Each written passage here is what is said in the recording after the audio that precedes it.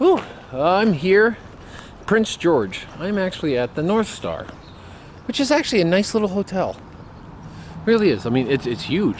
I mean, look at all these rooms they got here. It's not that crowded because it's not the touristy season. Prince George is up in British Columbia. During the winter, they are all about skiing, snowmobiling. During the summer, from what I can tell, the area is kind of full with mostly like dude ranches, get the real cowboy experience, stuff like that. And in the area, they're actually building a lot. You can see a lot of construction in the city or whatnot. I mean, obviously this is becoming a vacation town. And right now, I'm in between seasons, so I guess that's why things are so cheap here. But I'm headed out for here today. Gonna have another, well, it's supposed to be a little cloudy, but there is absolutely no rain in the forecast. That's supposed to be mostly sunny most of the day. So, as long as that works out for my benefit, I am cool with that.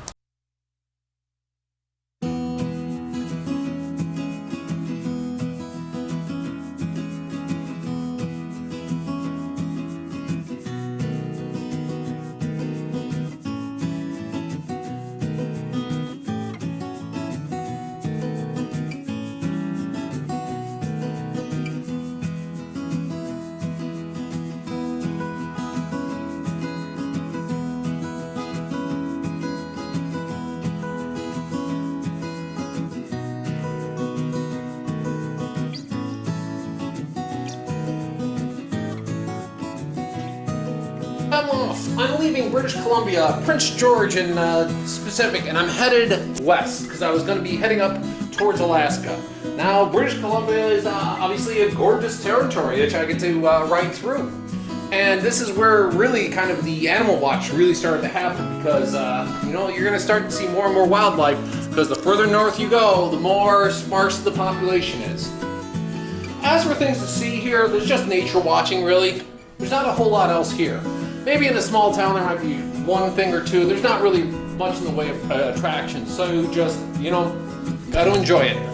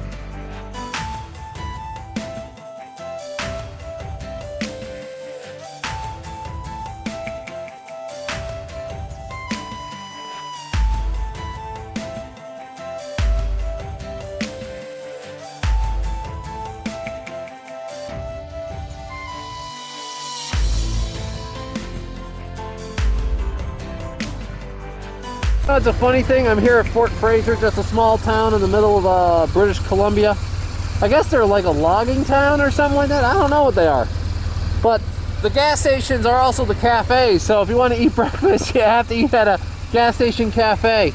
They're all combo deals, but people still live out here. There are some pubs and stuff, so there's stuff to do. You can be here, they haven't cut back the shrubbery, but there's a lot of this out there. Like, just kind of like nice, really very scenic lakes and very scenic areas. And man, are the motorhomes and campers out here today, you know? I mean, you can't really blame them. I mean, just the sheer amount of places where you can rent them is just staggering. So this is just one of the many stops you can have. Like, you know, bathrooms are here, all that stuff. It's all fun.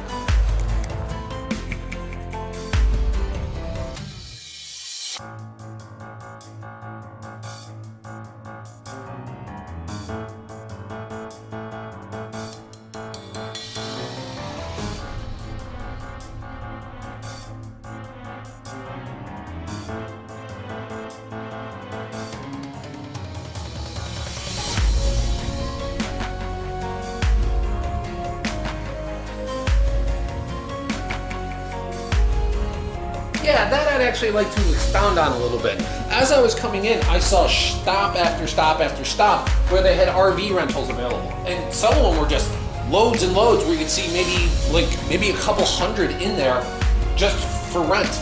You know, I met plenty of people who have their RVs or have some kind of motorhome who flew from other parts of the world, pick up their RV motorhome, and then start just going. A lot of the RV parks, you know, you can almost just pull in daily, and there's people who crash at campsites all the time. It's a huge kind of nature playground. In fact, there's plenty of like fishing and hunting that's done all around here, and they even have big advertisement signs in places. Hey, like, you know, you need a license to fish here. You don't need a license to fish here. They'll say stocked pond here, no license needed. Or more like stocked lake, but yeah, you can just tear through this area and it's all nature, and you just kind of tear through and just enjoy the sights and sounds as you go through.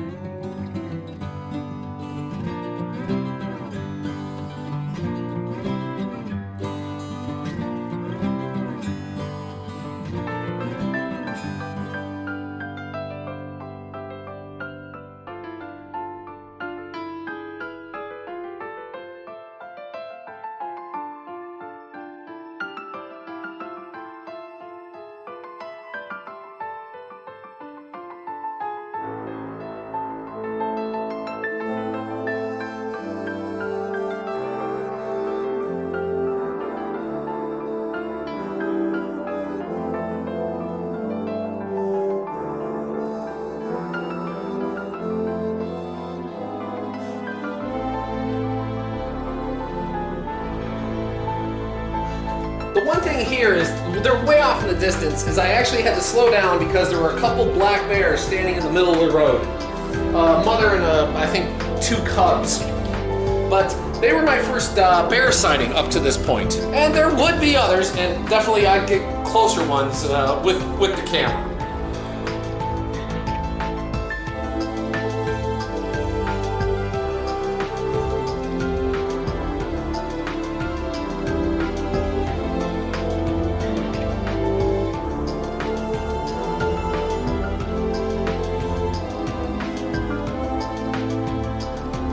nice little country grill with a little dog watch. Starting to drizzle a little bit, just a lone cloud out there. It's a nice little place, country grill. It's in the middle of, I have no idea where this is, but they're open. It's a nice place. And you know, the thing about it is I was talking to them about bears and moose, and they said they saw a moose, a big buck, not too like a day ago crossing the street. So they're out here. Who knows if I see them, I just saw those bears, so off we go.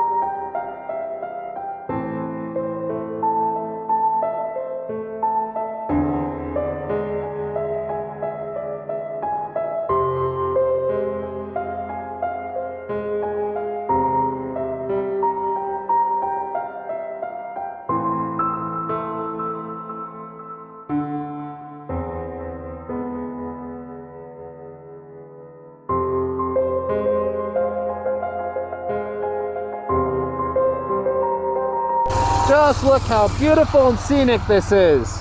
British Columbia, and it's in the high 50s.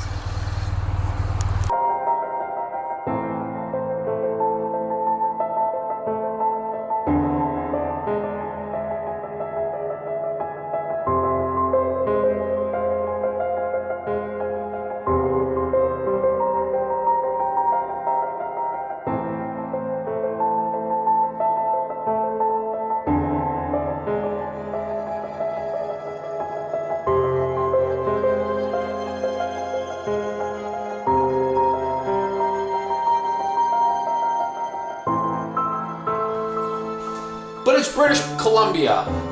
You know, you get to know the people kind of well. I talked to some people and they talked about how if you're around long enough, you will see moose. And I will see moose in not too long a time.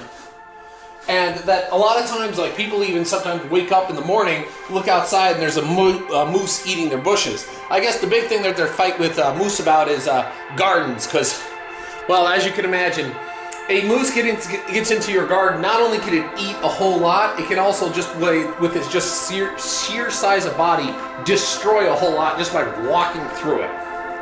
So they both have they do have a love-hate relationship with the moose.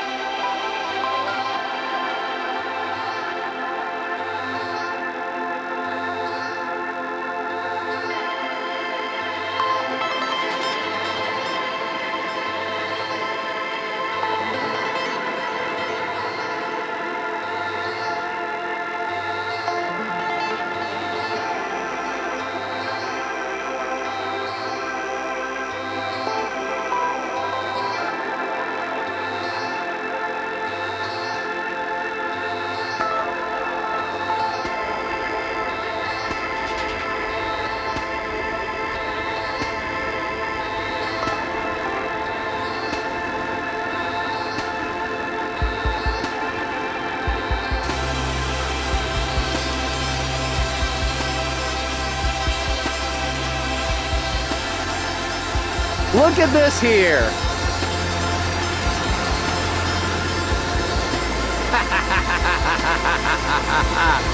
No words. British Columbia. Woo! The only thing that kind of is a little bit of an issue is change in temperature from when you're up in altitude, gets cooler, to down here where it's like warmer.